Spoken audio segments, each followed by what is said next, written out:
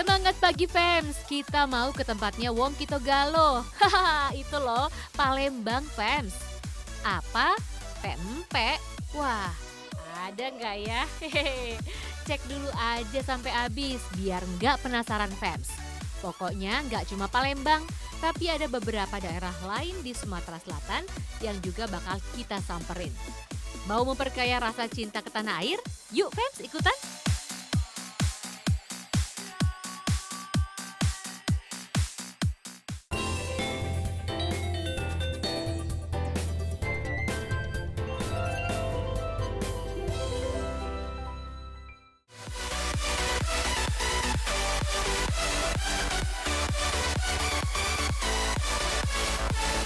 Fans kalau ke Sumatera Selatan yang wajib dicoba nih olahan pindangnya. Tiap wilayah di Sumatera Selatan punya varian pindang yang berbeda-beda loh. Bahan utamanya sih masih sama, yaitu ikan air tawar. Tapi yang bikin beda jenis kuahnya. Ada yang bening, ada juga yang beraneka warna. Salah satu yang jadi kuliner andalan Sumatera Selatan adalah pindang kuah kuning besemah dari Kabupaten Pagar Alam. Selain rasanya yang lemaknya alias enak banget, kuliner ini juga berkhasiat bagi kesehatan. Bahannya udah lengkap tuh fans. Yang paling penting gunakan ikan segar ya. Bisa jenis patin, mujair, gabus, atau ikan mas. Sekarang kita masak aja deh pindang kuah kuning khas Pagar Alamnya. Langsung buat bumbunya fans. Ulek cabai merah, bawang putih, lengkuas, kunyit, garam, dan kemiri. Kalau udah halus, tambahkan bawang merah. Batang serehnya cukup digeprek aja fans biar aromanya keluar. Terakhir, tomatnya yang dihaluskan. Nah, udah jadi nih bumbu pindang kuah kuningnya. Tinggal dimasak aja deh. Masukkan ikan yang udah bersih. Terus bumbu kuning pindang, beri air secukupnya, masak dengan api sedang sampai matang ya. Kira-kira 30 menit deh fans. Tuh, kuahnya udah berubah jadi kuning kan? Jangan lupa diaduk-aduk ya. Tapi jangan terlalu lama, nanti ikannya hancur. Gak heran, namanya pindang kuah kuning. Sebutan pindang kuah kuning tak lepas dari warnanya yang kuning karena berasal dari kunyit. Oh iya fans, campuran bumbu masak seperti kunyit dan rempah-rempah sebagai bumbu dasar dipercaya masyarakat kawasan Gunung Dempo sebagai ramuan jamu yang mampu mengobati sakit asam lambung loh. Wah, wajib dicoba nih. Oke, udah mateng nih. Pindang kuah kuning paling enak dimakan sama nasi ibat. Wah, nasi ibat apa ya? Nasi ibat adalah sebutan untuk nasi bungkus bagi masyarakat Pagar Alam. Bikinnya cukup gampang fans. Cukup bungkus nasinya dengan daun pisang. Biar nasinya nanti lebih beraroma khas. For your info nih fans, pada zaman dulu masyarakat menggunakan nasi ibat yang dibungkus daun pisang untuk membawakan bekal bagi para lelaki yang bekerja di ladang. Setiap pagi para ibu membawakan bekal nasi ibat, lalu saat siang hari ibu-ibunya membawakan lauk pauk untuk para lelaki yang bekerja di kebun. Nah fans, kita cicipi pindang basemahnya ya. Aneka bumbu rempah pada pindang kuah kuning sangat cocok untuk masyarakat Pagar Alam. Maklum fans, di cuaca Pagar Alam yang cenderung dingin, pindang kuah kuning bisa untuk menghangatkan tubuh. Bikin seger deh pokoknya. Selain itu, mengkonsumsi ikan baik loh untuk kesehatan. Apalagi kalau ikannya segar, kaya akan vitamin B12 dan merupakan sumber energi dan protein. Jadi bisa bikin tubuh kuat terhadap serangan virus dan penyakit. Mantap kan?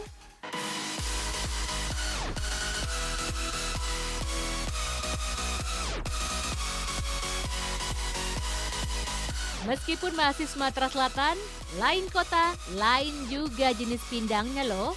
Kalau Pagar Alam punya pindang kuah kuning, di Ogan Ilir dan Ogan Komering Ilir punya pindang pegagan. Beda dari pindang pegagan dan pindang kuah kuning udah kelihatan banget dari bumbunya. Pindang pegagan nggak pakai kunyit, tapi pakai terasi, asam jawa dan gula merah. Kita bikin pindang pegagannya ya.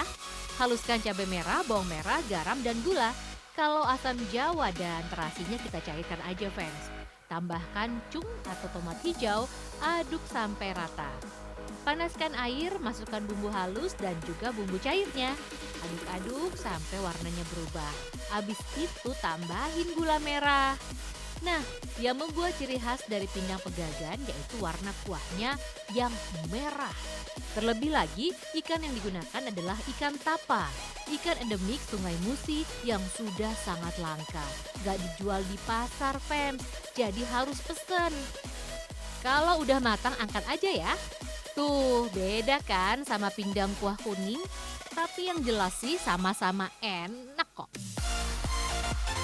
Fans, pindang pegagan adalah masakan tua yang penuh dengan sejarah. Karena masakan ini berasal dari suku Pegagan yang mendiami pesisir aliran Sungai Musi dari hulu hingga hilir. Zaman dulu, Sungai Musi kaya akan ikan air tawar. Mulai dari ikan tapa, ikan patin, toman, baung, hingga gabus. Banyaknya sumber ikan di wilayah suku Pegagan membuat terciptalah menu pindang pegagan yang punya ciri khas kuah merah. Pindang pegagan memiliki kuah yang pedas, asam, dan manis. Nikmatnya ikan tapa yang empuk dan aroma dari terasi tentunya membuat nafsu makan meningkat ya fans. Nah, kalau mau nyicipin, udah banyak kok di rumah makan di Palembang yang menyediakan menu ini. Pastinya lemak nian fans.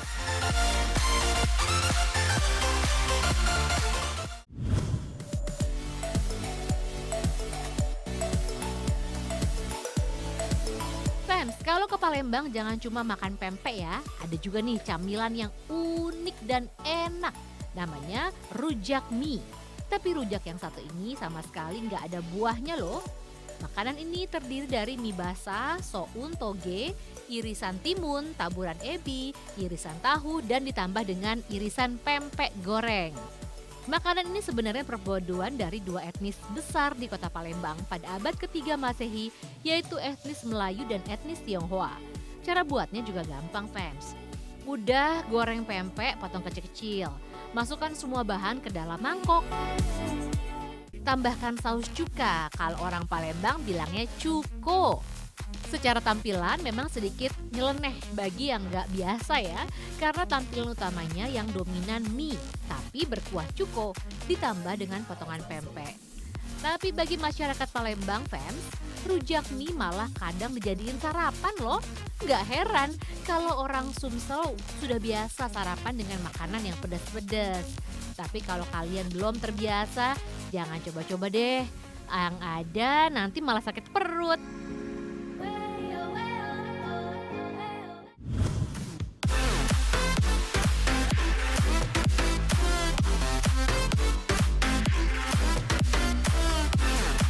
Fans, kalau bahas soal camilan dari bumi Sriwijaya, nggak akan bisa lepas dari kemplang ya. Camilan khas Sumatera Selatan yang satu ini juga banyak dicari-cari untuk oleh-oleh.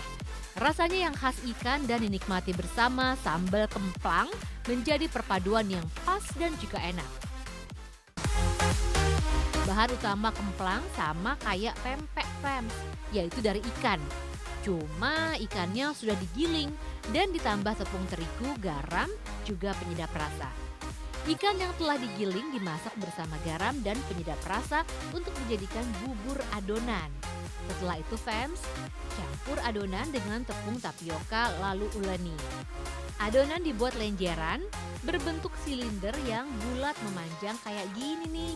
Kemudian dipotong-potong kecil-kecil. Bedanya sama pembuatan pempek, adonannya diuleni lebih banyak. Terus pipihkan adonan dan bentuk jadi bulat.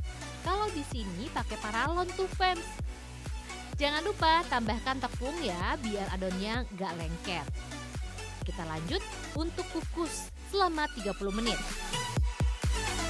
Nah, kempelangnya udah mateng tuh fans. Angkat dan pindahkan pada tampah untuk dijemur sampai kering. Butuh waktu sekitar 2 hari biar kempelangnya benar-benar kering. Kemplang yang udah kering dipanggang sampai mengembang.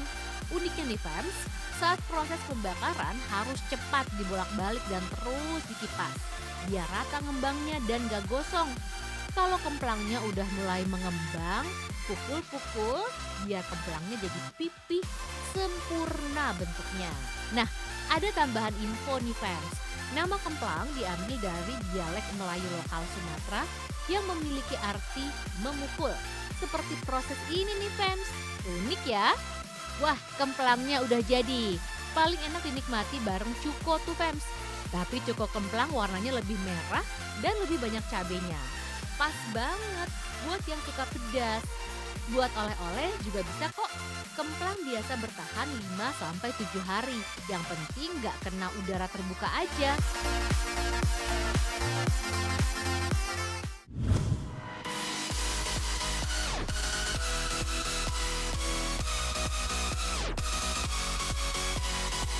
Fans, nggak cuma kuliner yang wajib kita coba kalau lagi di Sumatera Selatan. Wisatanya juga dong. Salah satunya di daerah dataran tinggi Pagar Alam. Jaraknya sih sekitar 8 jam perjalanan dari Palembang. Pagar Alam memiliki wisata paling komplit di Sumatera Selatan. Terutama di kawasan Gunung Dempo yang menjadi gunung tertinggi di Sumatera Selatan dengan ketinggian sekitar 3.100-an meter fans. Nah, yang jadi favorit wisatawan kalau ke Pagar Alam, ya wisata kebun tehnya fans. Gimana enggak, udaranya yang sejuk, pemandangannya yang indah, dan tempatnya cocok banget buat foto-foto. Kurang apa lagi coba? Dari kejauhan, hamparan hijau kebun teh yang berada di kaki Gunung Dempo sesekali tertutup kabut. Menuju ke lokasi menggunakan akses jalan utama, menghabiskan sekitar 15 menit aja kok fans. Kebun teh Pagar Alam berada di ketinggian sekitar 1.520 meter di atas permukaan laut dengan luas puluhan ribu hektar. Setelah hasil penjualan tehnya digunakan untuk kebutuhan dalam negeri, sisanya baru diekspor fans. Nah, teh di sini salah satu yang paling bagus loh fans. Selain kebun teh, ada juga nih rumah akar yang gak kalah uniknya. Banyaknya tanaman teh dan juga kopi membuat masyarakat berkreasi dan menjadikan rumah pohon atau rumah akar sebagai objek wisata fans. Kawasan Gunung Dempo menjadi lahan yang bagus untuk pertumbuhan teh dan kopi. Karena areanya berada di 1.500 meter di atas permukaan laut, tingkat ketinggian tanaman dapat mempengaruhi bentuk fisik dan kualitas rasa dari kopi dan teh. Terbukti, kopi yang jadi favorit kebanyakan orang umumnya ditanam di atas ketinggian 1.300 meter di atas permukaan laut. Salah satunya berada di ketinggian Pagar Alam ini fans. Tuh fans, bagus kan rumah akarnya? Akar dari pohon kopi dan teh yang sudah tua dibentuk menjadi pegangan dan ornamen pada rumah pohon. Jadi kelihatan cantik kan? Cantik juga buat foto nih. Gak cuma satu rumah pohon, tapi ada dua loh. Bahkan sampai dibuatin jembatan antar rumah pohon. Jadi makin kece fans. Rumah pohon berada di gerbang pintu masuk menuju Curug atau air terjun 7 Kenangan. Sebelum ke Curug, main-main dulu ya di sini sambil istirahat. Kalau udah puas main di rumah pohonnya, sekarang kita beneran jalan ke Curug 7 Kenangan yuk. Siapin tenaga ya fam, semangat!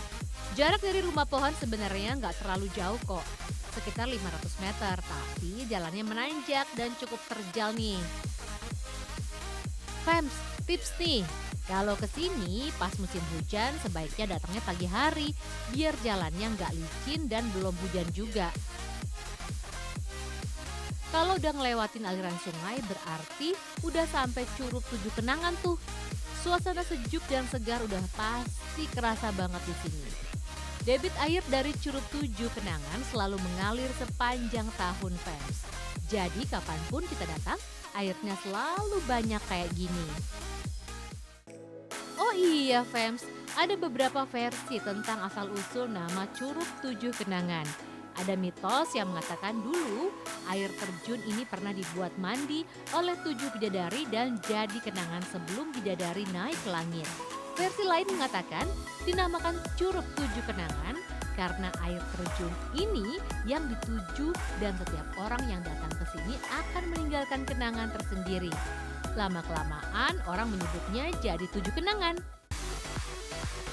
Entah yang mana yang benar, yang pasti Curug Tujuh Kenangan menjadi salah satu curug yang disenangi pengunjung karena berada di kolam dan perosotan dari batu alam yang selalu dialiri air. Jadi bisa main air deh di sini. Jangan lupa kalau ke sini buat kenangan ya fam. Cekrek-cekrek dulu deh, foto yang cantik-cantik deh. Halo Fel, Ada di Curug Tujuh Kenangan. Yap, Tujuh Kenangan.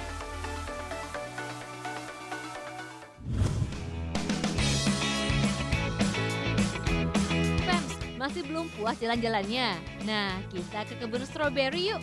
Di bawah Tugu Rimau Dempo, dingin-dingin petik stroberi, mantep kan?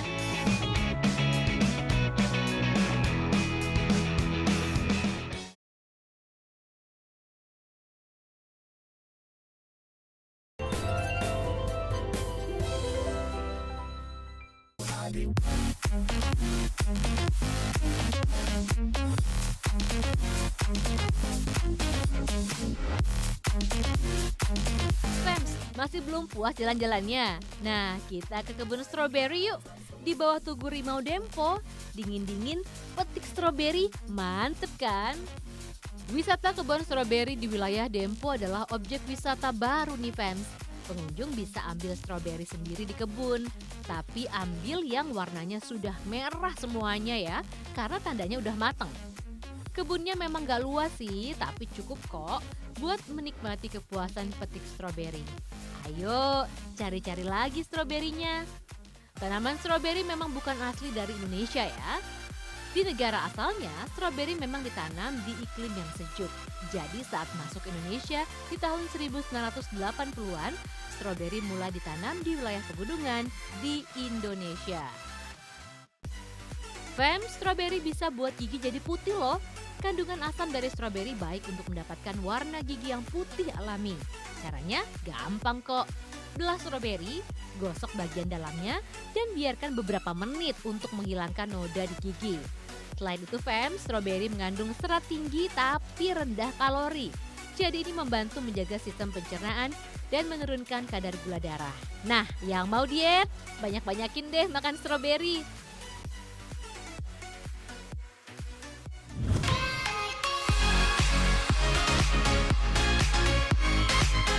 Duh, kayaknya udah siap nikah nih. Pakai baju kurung lengkap dengan songket sama tanjaknya. Kenalin nih fans, dua kerajinan yang terkenal dari Palembang, kain songket dan tanjak. Kain songket pas banget dipadukan dengan baju kurung ataupun kebaya. Rugi deh kalau ke Palembang nggak bawa pulang songket. Nah, kalau yang ini namanya tanjak fans. Ikat kepala khas dari Sumatera Selatan. Ini adalah turunan dari kain songket yang sudah jadi dan dikenakan oleh para pria. For your info nih fans, dari dulu songket sudah terkenal sebagai kain mewah yang hanya bisa dipakai oleh para bangsawan Palembang. Songket Palembang adalah hasil alkulturasi budaya dari tiga etnis yaitu Cina, India, atau Arab dan Melayu. Dulu orang Tionghoa penyedia benang sutra dan orang India penyedia benang emas dan perak. Lalu ditenun pada alat bingkai Melayu. Jadilah kain songket seperti sekarang ini. Perkembangan kain songket berasal dari kawasan pemukiman dekat tepian Sungai Musi yang kental budaya Melayu. Kalau buat songket nggak cuma nenun doang loh, diawali dengan proses gun selang, yaitu memasukkan benang pada bilah bambu yang akan dijadikan pola. Proses ini fans hanya menyusun benang, tapi harus sesuai dengan dasar pola.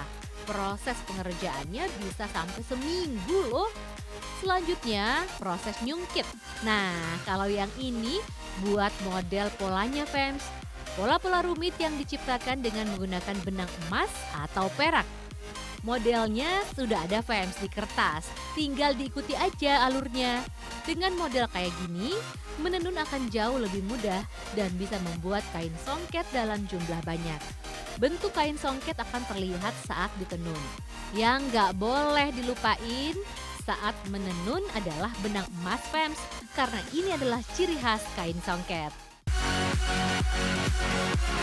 Untuk menyelesaikan satu kain songket butuh waktu paling cepat sekitar 25 hari loh fans.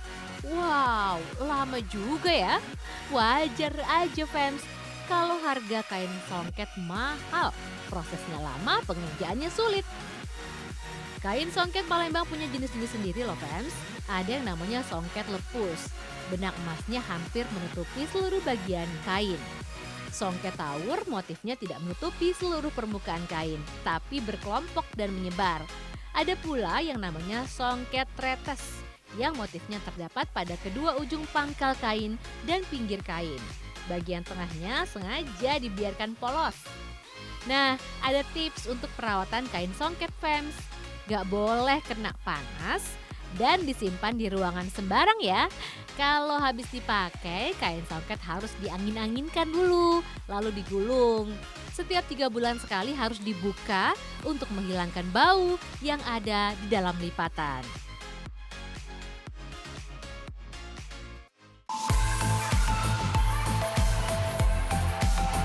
Nah loh, jadi makin jatuh cinta kan sama Indonesia?